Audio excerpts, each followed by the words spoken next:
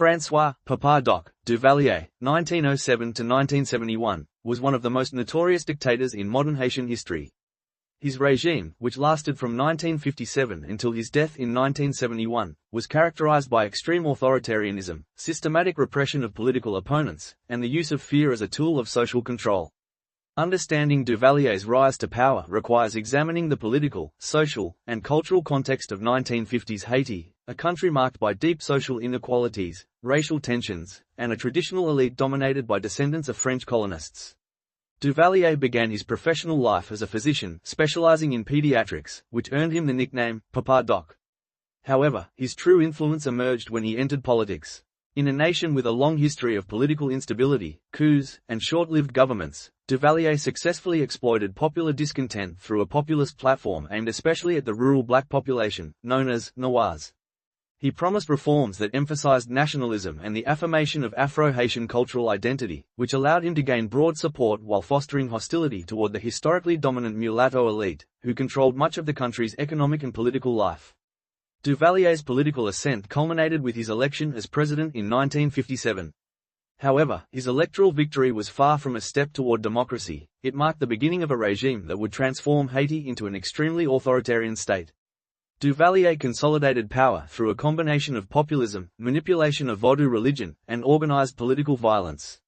By invoking Vodou symbolism, he presented himself not only as a charismatic leader but as a quasi-mystical figure whose authority carried a supernatural mandate. This fusion of politics and religion allowed him to justify repressive measures and foster a pervasive climate of fear. A central instrument of Duvalier's rule was the creation of the Tonton Macoute, a paramilitary force officially called the Milice de Volontaires de la Sécurité Nationale, MVSN, in 1959. The Tonton Macoute became a key tool of repression, operating outside the law to arrest, torture, and kill political opponents or anyone perceived as a threat to the regime. Unlike traditional police forces, they reported directly to Duvalier, ensuring his absolute control over security and consolidating his authority.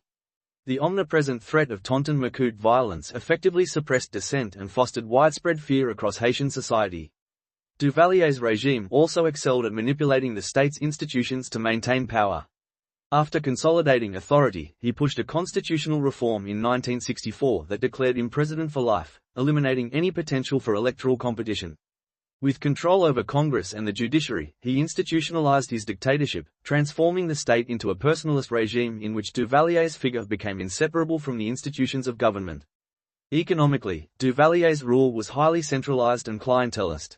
Although he promoted populist policies promising to improve the lives of the poor, in practice, his government enriched a small circle of loyal collaborators and family members, leaving the majority of Haiti's population in extreme poverty. Clientelism became a political tool. Resources and state positions were distributed in exchange for loyalty, creating a dependency system that reinforced Duvalier's power while limiting civil society's autonomy. Racial and social dynamics played a significant role in his political strategy. While Duvalier promoted an Afro-Haitian identity as a symbol of national pride, he also exacerbated historical divisions to consolidate support. The regime's antagonism toward the mulatto elite, portrayed as representing colonial and foreign interests, allowed Duvalier to mobilize the masses against a common enemy and strengthen his personal control through societal polarization. Propaganda and the construction of a personality cult were crucial to Duvalier's consolidation of power. He carefully crafted an image as the protector of the people and the national savior, using media and oral tradition to cultivate a near-mythical aura.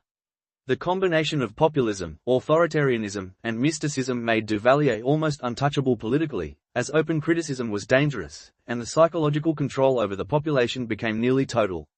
On the international stage, Duvalier maintained pragmatic relations, particularly with the United States, which often supported his regime due to his staunch anti-communism during the Cold War. This support provided economic and military aid despite widespread reports of human rights violations.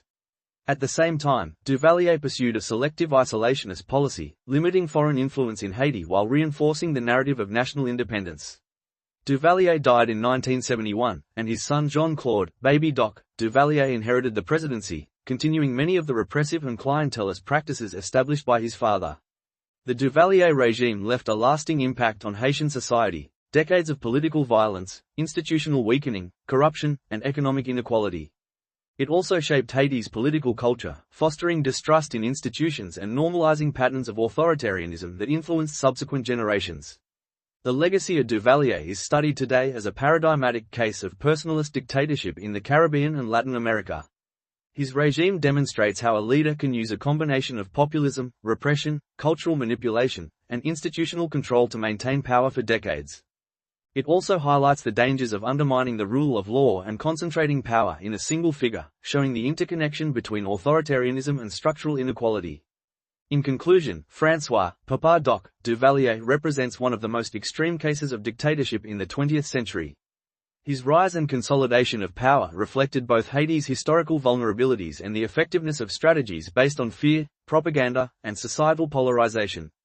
Through brutal repression, clientelism, cultural manipulation, and centralization of authority, Duvalier became a feared and controversial leader whose impact continues to resonate in Haiti's political and social history.